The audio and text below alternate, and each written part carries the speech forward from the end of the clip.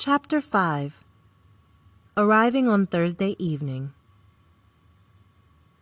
It was around 5 o'clock in the evening of June 7th when we left Kansas City, and it was around 5 o'clock in the evening of June 8th when we arrived at our out-of-town hotel. Erica and I were both tired and felt like resting, but I was too excited and wanted to go see my mother right away. The anticipation of driving to the boarding home where she lived was intense. The thought of getting back into the car and driving on the hectic roads was not appealing to me, though. The last time I went to the boarding home, I was with my brothers, but this time I was going to be with my daughter. I was concerned about returning to that run-down and unkept neighborhood without the company of strong men. Would we feel safe? Would Erica and I be able to sit inside long enough to truly enjoy our visit with the foul odor that seemed to fill every corner of that boarding home? Even with those concerns, this was my mother, and she was worth any inconvenience that I would experience just to see her, talk to her, and finally get the answers to my two pressing concerns. I knew my mother did not know the exact time we were coming.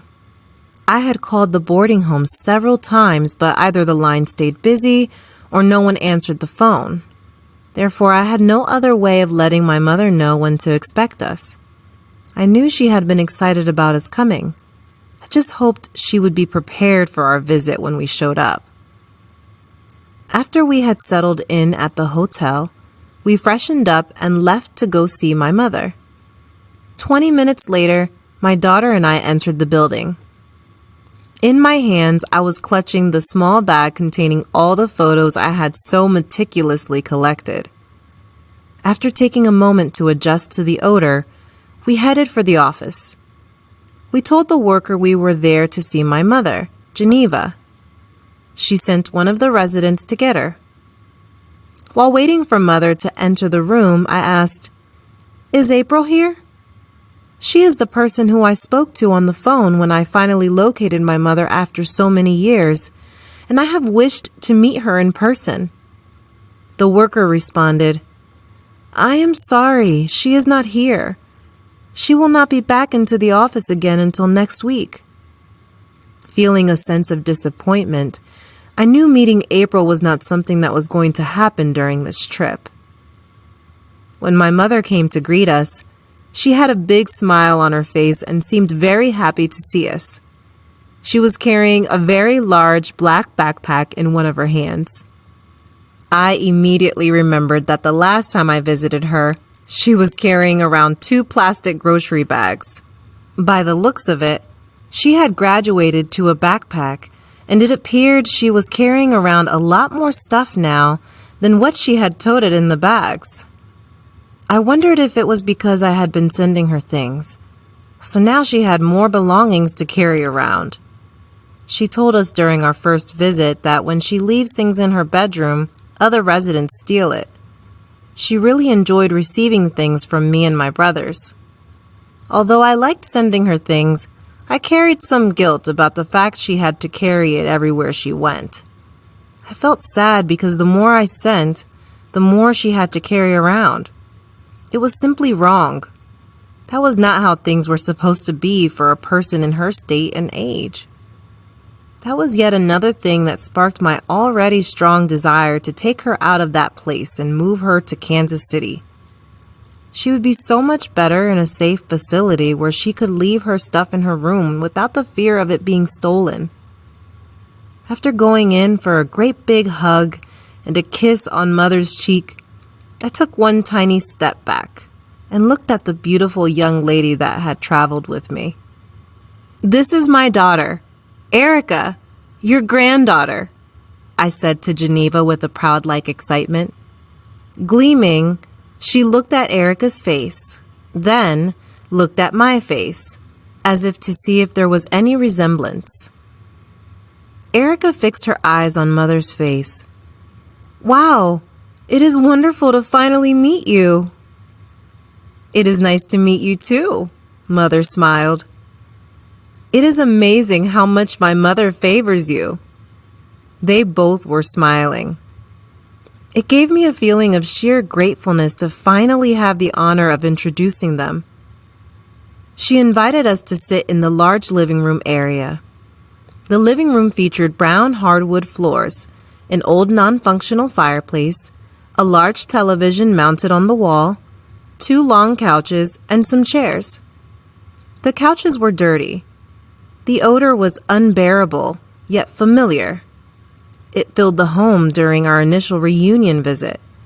But we all were so caught up with the tension of the reunion that the odor seemed insignificant. Smelling it at the second visit made me feel saddened because I was thinking we could provide her a much better living environment if only she would accept our offer. Overall, the living room was organized, the walls were free of flaws, and the floor was clean. There was a door in the living room that led to the office area. The top half of the office door was opened while the bottom half remained shut. I presumed this was to keep boarding home residents from entering the office. I saw a worker in there. The television was on, turned up loud and showing a movie. About 4 or 5 residents were sitting in the living room watching it. My mother, Erica, and I did not really talk about anything significant since the noise prevented us from having a meaningful conversation. However, I showed my mother some of the pictures I had brought, and she seemed to be enjoying them very much. Her interest was especially piqued by the ones of my oldest sister, Carla, and those of herself when she was a little girl. During our first reunion visit, I had given her my only copy of an army picture of my sister, Denisha. When I went back home, I wished I had taken a copy of the picture with my cell phone.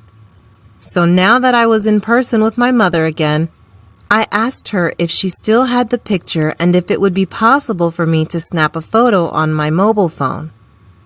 Yes, was all she answered, and she stood up and left the living room, heading for the direction of her bedroom.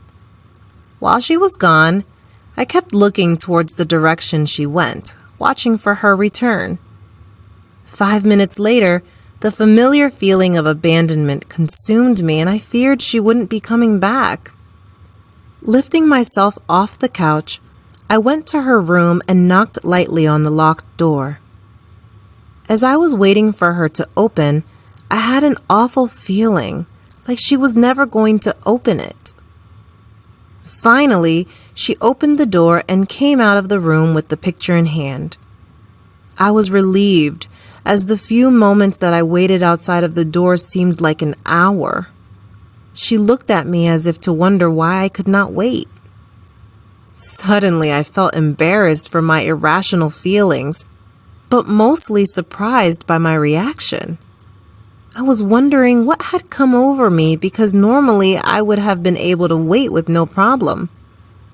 I was afraid she might be offended by my inability to wait for her to return. However, seeing the considerate look on her face, it was like she actually understood. We went back into the living room and sat on the couch with Erica. As my mother continued to enjoy the pictures, I was still dwelling on how I had experienced fear that my mother was not going to come back when she went to her bedroom to get the picture.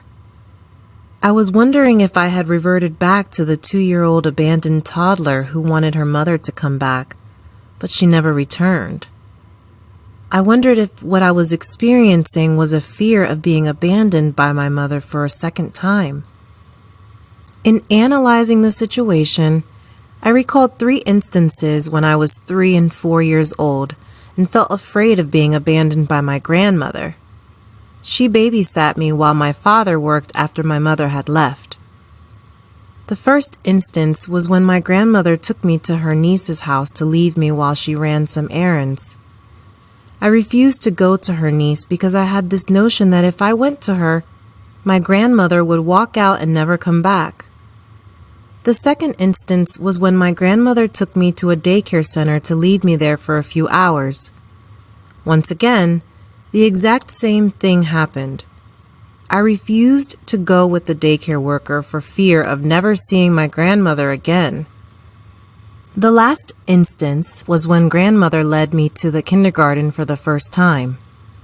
I remember being terrified that if I would turn my back and sit down with the rest of the children, she would leave and never return. In each of those instances, I witnessed my grandmother hesitating to leave, by hiding behind walls and peeping around corners until I was finally distracted enough for her to sneak away. I finally finished analyzing that awkward situation and brought my thoughts back into the current moment. I noticed my mother was looking closely at one of the pictures from the album my cousin had sent. It was a picture of her standing in front of her childhood home. She quoted the address and stared at that picture much longer than any of the other ones.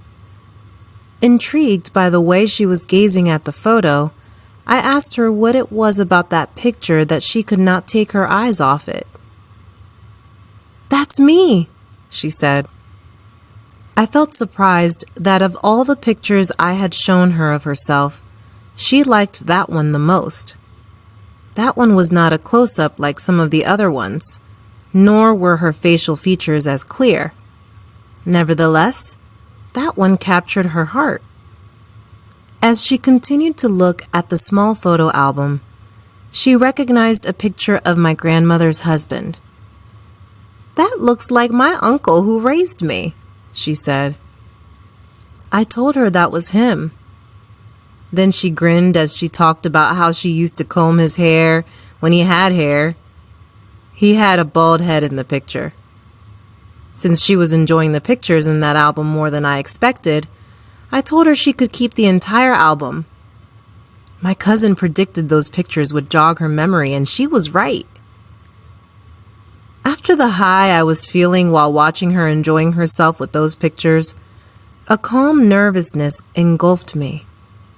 We were having such a great time, but I suddenly remembered my main reasons for being there.